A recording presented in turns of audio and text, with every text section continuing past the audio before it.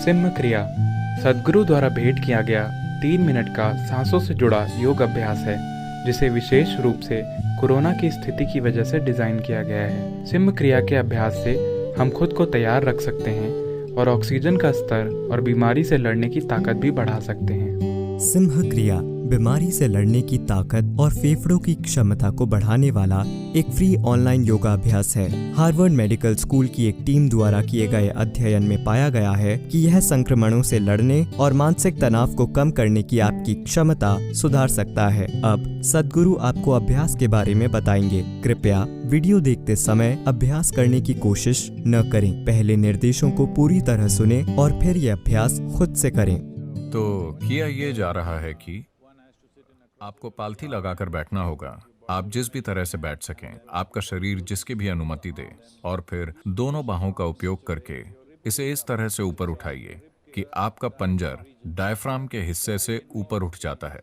इसमें यह शामिल है कि आपको अपनी जीभ को पूरी तरह से बाहर स्ट्रेच करना है, अपने मुंह को पूरी तरह से खुला रखते हुए, और फिर जितनी ताकत के साथ हो सके सांस अंदर लें और बाहर छोड़ें, पेट को झटका दिए बिना, लेकिन ताकत के साथ अंदर लेना है और बाहर छोड़ना है, सांस अंदर भी और बाहर भी 21 बार। और जब ये हो जाए, आप अपनी जीभ को ऊपर की ओर घुमा लें। इसे उतना पीछे ले जाएं जितना आप ले जा सके, और अपना मुंह खुला रखते हुए फिर से उसी तरह सांस लीजिए। सांस अंदर, सांस बाहर, जितनी हो सके उतनी ताकत से, लेकिन अपने गले में दबाव पैदा करके आपको इस तरह से आवाज निकालनी होगी।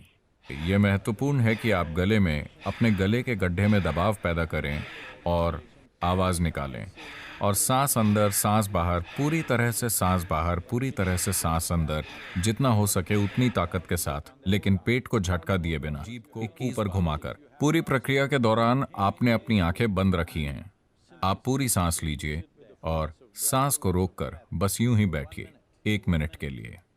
अगर आपकी उम्र ज्यादा है या आपको सांस लेने में दिक्कत है तो कम से कम 30 सेकंड के लिए। अगर आप 1 मिनट के लिए नहीं कर पा रहे हैं तो कम से कम आप 30 सेकंड के लिए वहां रुकिए। ये एक सरल सा अभ्यास है, और सबसे बढ़कर अगर आप इसे आज कर पाते हैं और अचानक एक दिन आप इसे नहीं कर पाते, तो इसका मतलब है कि निश्चित रूप से आपको सांस से संबंधित कोई समस्या हो गई है। शायद वो ये वाला वायरस ना हो, लेकिन वो कुछ और हो सकता है। वो चाहे कुछ भी हो, आपको अपनी जांच करानी चाहिए। सिंह क्रिया खाना खाने के कम से कम 2.5 घंटे बाद की जानी चाहिए। 70 वर्ष के बीच की आयु का कोई भी व्यक्ति सिंह क्रिया कर सकता है। 6 साल से कम या 70 साल से अधिक उम्र के लोग और ब्रेन ट्यूमर या हैमरेज से परेशान लोग भी ये अभ्यास कर सकते हैं, लेकिन उन्हें केवल 12 बार सांस लेनी चाहिए, 21 बार नहीं। बाकी सभी को ठीक 21 बार सांस लेनी चाहिए। बीमारी से लड़ने की क्षमता बढ़ाने के लिए कई दूसरे अभ्यास ऑनलाइन सीखें।